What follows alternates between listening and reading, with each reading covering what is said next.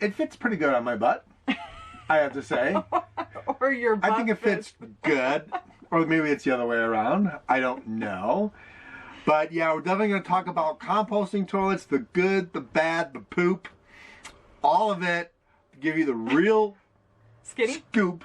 Ugh. Ooh, scoop is good. We'll give you we'll give you the real scoop on the poop. This is not a drill. Repeat, this is not a drill. Shall we begin?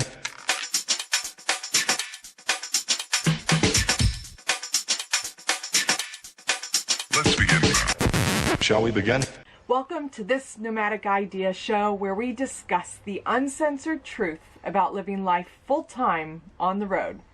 On today's show, we're going to talk about composting toilets. Ooh. Does it work? Is it worth it? What is the real cost of one? And would it be a right fit for you? On this show of this Nomadic Idea, we are going to give you the uncensored truth about the composting toilet. Now, it was a pretty big trend a few years ago, and we're going to share with you why it was kind of a big trend. But first, we're going to kind of go over a little bit about our experience with it. Do we like it? Do we not like it? Who has flowed the pee tank more?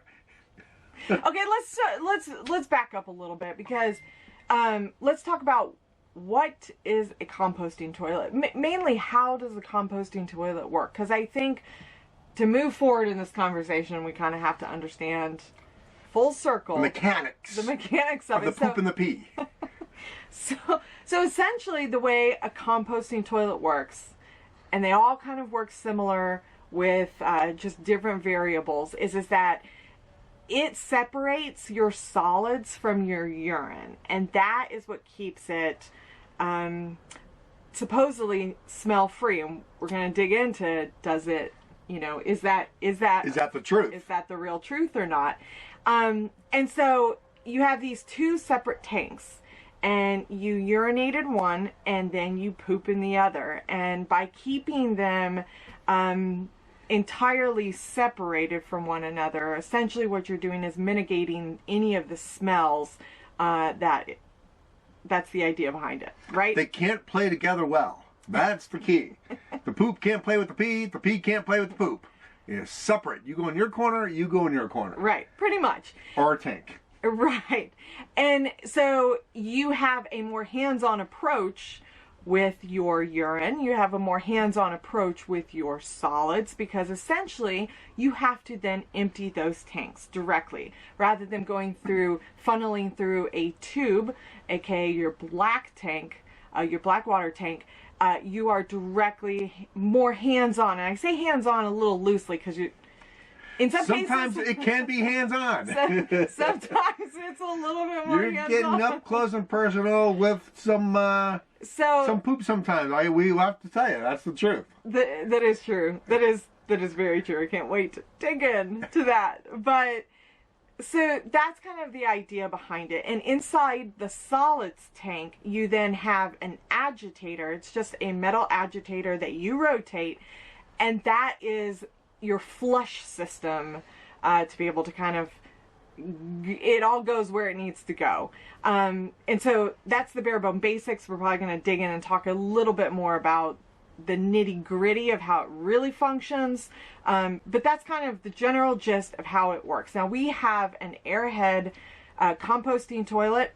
When we first bought our trailer, we didn't have a toilet. It did not have a toilet. It had already been gutted. So we, at that point in time when we went to go gut it, we knew we had to make a decision. Are we going compost toilet, or the black water was there, the black water tank was already installed. Do we take that out and go composting entirely, or do we just go with the way trailers are built and go with a flush system? Yeah, and I have to say that when you take a 40-year-old plus black tank out, or you look at it for the first time, it's pretty easy decision. I mean, yeah, I repurposed a lot of stuff in our Airstream. I was able to fix a lot of stuff. I was able to make things old new again. But the black tank looked like it was petrified. And I'm sure it was almost petrified. So, you know, we had this decision making, and at that time composting was so trendy. I mean, and it still is. You know, a lot of people still buy composting toilets, don't get me wrong. But at that time it seemed like a lot of these big RV YouTube channels and other YouTube channels, they're saying, oh, and Tiny Home Nation we watch, they were talking about composting toilets all the time. And it did sound a little like, man, I'm going to help the environment, or I'm gonna compost, damn it. And it sounded very, you know, kind of like you're doing a good thing. There was a lot of talk about how you could then turn it into compost and help out local community farms that needed it, and there was a lot of buzz around how environmentally sound it was to actually go with a compost toilet. Yeah, until we found out there's only a few of those real recyclable composting big areas in the country. So, you know, you want to drive 200 miles to dump your poop, that's good. But in reality, you're probably going to do something else with it. So, but one of the things that we found out very, very early when we were looking at, do we get the Air Head or do we get the Nature's Head? Nature's Head, Air Head. And we found a couple things interesting. One, Nature's Head was born out of Air Head. In fact, those guys were partners. Ooh. And the guy that left the partnership, and he decided to make Nature's Head. Nature's Head was an affiliate link.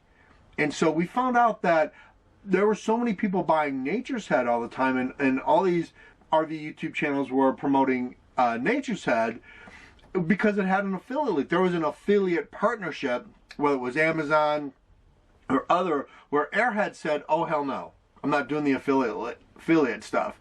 Well, upon our research, we found out that, you know what, Airhead has a regular toilet seat.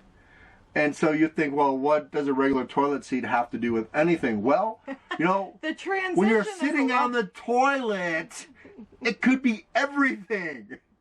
You know, I mean, like, oh, I'm gonna get a toilet seat that's not real toilet seat. So have fun sitting down on that. So we thought, well, yeah, a regular toilet seat actually makes sense if it's a toilet. Well, I think when you're looking at going from a sticks and bricks, something that you're very accustomed to, even we were backpackers, you know, and so we had our time pooping in the woods for sure. So, but still at the end of the day, you poop in a toilet that it has regulation and size dimensions, and it has that perfectly, you know, structured seat. It's a regular toilet seat. And I think when you first transition into moving, you've made the decision to go compost toilet. The transition becomes that much more easier to actually do something like the Airhead that actually has, while they're smaller dimensions, they're still like the same type of dimensions as a regular toilet. And it does help with the process, because the reality of moving to a compost toilet is that you have to learn how to potty train yourself as an adult all over again. And that is a reality. You now go from just doing your business in a regular toilet, you flush it, you don't even look at it, you go about your business, right? But you move into a composting toilet, and now you have to so carefully and so precisely separate your urine from your solids, and it is legitimately like potty training all over again, but you're doing it as an adult this time. And there is no flush. And it's a lever. So you don't really call it flushing. Flushing indicates that there's a systematic operation of water, drain, suction, and it goes down. And the composting toilet is basically just a lever drop. You Gravity. It's gravity fed. There's a hole. you release the lever, it drops. I mean, so very basic. there's really no flush to it. But On the good note, there's less mechanics to fail. and there's there's a lot less plumbing, water, and complete black tank failure. And of course, it's the inappropriate and embarrassing, oops, I made a mistake dumping the black water at the dump station. So, that is eliminated. Yeah, I remember reading all these blogs and trying to make a decision. Are we going to go with the composting toilet, or are we going to go with a regular flush toilet, built for an RV? And we decided composting toilet. And I there were all these ideas in our heads, like we would read that, people would discreetly go take the urine tank into a Starbucks. Well, we're not ever around a Starbucks with our trailer. And we're not discreet. And we're not discreet. And it's funny because, now all these many months later, as we've now grown accustomed to our composting toilet, there is no flush system. And so it is a crank handle, and you just urinate. And for women, we have extra stuff to wipe with, and so that just goes into basket waste rather than adding it obviously into the toilet itself. And so I now go into a ring, which is rare that I actually use a real restroom these days, but every now and again I will actually use a legitimate restroom in a sticks and bricks building, and I will sometimes forget to flush the toilet. And it's the most embarrassing thing because I've grown so accustomed to this way of life that we've lived, and we do it multiple times a day, that every now and then I embarrassingly will start to walk out of the stall or walk out of the restroom like, ugh, I gotta go back, do the walk of shame, hang my head, I forgot to flush the toilet. You get so accustomed in your routine, just like you did with a normal toilet, so the adjustment from a normal toilet to this becomes that much more difficult, just like it is going from a composting toilet back to a normal way of life. And for the guy, for the the male in the Airstream, so when you pee in our Airhead, they've got two kind of urine holes, and the instructions tell you in the instructions that guys are supposed to sit down and pee. I'm like, oh hell no. So because the weight then creates a little bit better gasket grip on the pee tank, and that's the engineering behind it. But I find that at 50 something years old, I've learned to pee like laser stream, right? And so I stand up, I pee just like it's a regular toilet. I don't do anything different, except now I have to be laser focused to get my urine in a hole that's about that big. I think it's even smaller. And yeah, there are some times where it just wants to do its own thing, and it might go take a left or a right, and I have to compensate, and I have to do it very quickly. But that's the composting thing, like that's the gig. That's what you got to know. We're probably making it sound like, oh dear God, I would never get a composting toilet. But that's actually the opposite of what we think. We actually like our composting toilet. I love it. So when we decided to go composting, I was probably a bigger fan of it overall, and so immediately the task of maintaining the composting toilet kind of fell on my shoulders, and I was like, okay. Well, we negotiated that. That was a negotiation. It was, but I very willingly accepted the responsibility for it. And so this entire time I've had the responsibility of maintaining, cleaning, emptying, just kind of hands-on maintenance with the compost toilet. And becoming one with the compost. And even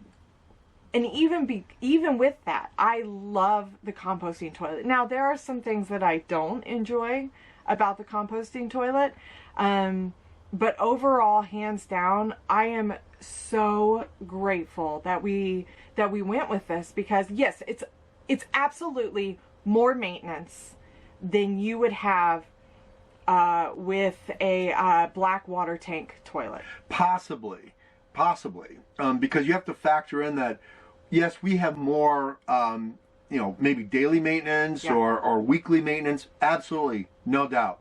Black water tank wins all day. However, as far as catastrophic failure that leads to, a much bigger issue with a regular RV flush toilet, that has water lines susceptible to leaking, that has, the mechanism of the toilet itself breaking, because there's a lot of plastic parts in RV toilets, a lot of plastic parts. And you also have the fact that it still has a flange to it, and that could leak also. And then you've got the actual black water tank. You've got valves to release the black water. You've got the merge tank between the gray and the black. So you've got a lot of mechanisms in a regular flush toilet that can lead to failure. So work now, work later. In the RV world, it's going to be up to your lifestyle to figure that out. Do I want less work now? Do I want more tedious work, weekly work to solve the composting toilet issue? Or do I want a catastrophic RV repair where we're going to be down for, possibly, 4 or 5 days, maybe even a week, maybe even longer, fixing a bigger issue because of a black tank. So, you've got to really make that decision if you're looking at a composting toilet versus, a regular RV, flush toilet. Good point. Very good point. Because I think there's more mechanics. Yeah. More mechanically things can go wrong with a regular flush toilet. The other thing I would say too, and the reason why I like the composting toilet, because, our Airstream's it's a 1976 vintage Airstream. Weight is everything to this thing, right? So we were lucky. Our Airstream is a center bath Airstream. It was originally that way, and it is that way now. So I already had pre-built gray water and black water tanks in the Airstream. The one thing that I liked is removing the black tank is I literally saved almost 225 pounds empty, right? In water weight. Oh, okay. Going from dump station, like if I'm boondocking and I have to dump, or just axle weight, just weight that's sitting on the axle when it's stationary. Forget towing, just that stationary weight. So that's 225 pounds that that's gone. Boom. That's out of the picture. That's right sitting on the axle. So, yeah, I don't know. It's, there's a lot of pros and cons to that. And I think in the long run that the only thing that Ariane and I have an issue with is, who is screwing with whose head on when the P tank is full. And I think that's the real issue we want to talk about. I think that's the real... That's definitely Scott's issue. She mind screws with me, man. It's like, I don't know if this thing's full, if it's not full. And so I've come to ask myself out loud. I say this out loud. I'll get ready to go to the bathroom, and it's all out. It's ready to go. It's ready to go in there, and I stop and I go, "Hey, Ariane, are we okay with the P tank?" And I wait for that answer. Sometimes I hear a snicker.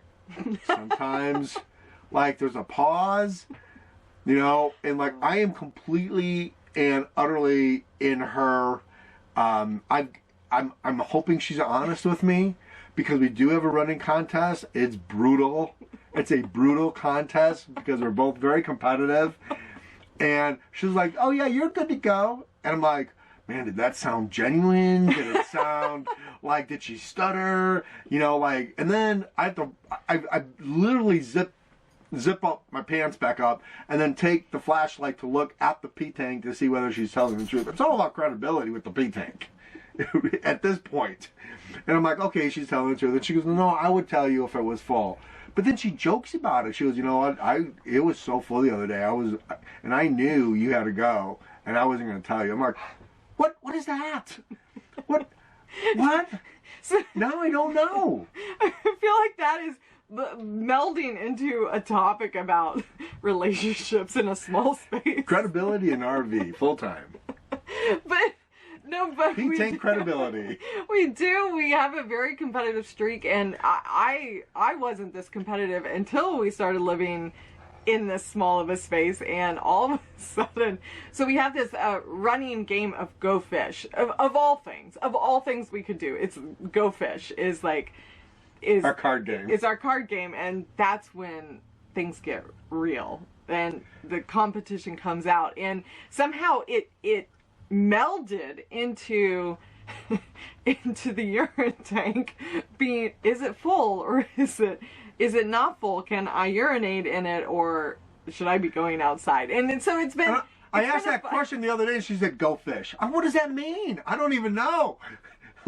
I'm like, well, so yeah, so it's an ongoing battle. The struggle is real, man. But I mean, while we're on this subject, so I am winning, and I'm going to remain in the winning, because so Scott has overflowed the urine tank twice, and I've only done it once, and every single time it creates a significant amount of mess, and somehow the both times that he's overflowed it, it falls under my responsibility for cleaning Well, that's up. not true. That's not true. Tell the truth. The first time I did it was in the Tampa RV show. Yeah, well, I did okay, not and I was clean by it up. myself. You weren't even there, and I overflowed it on my own because I didn't realize how much you have to watch it during beer night. You know, right? So I thought, man, I don't even hear this thing trickling in the bucket anymore. Like, you know, I usually hear something. Well, it's because it's, you know, like dripping over. So that was the first time, right?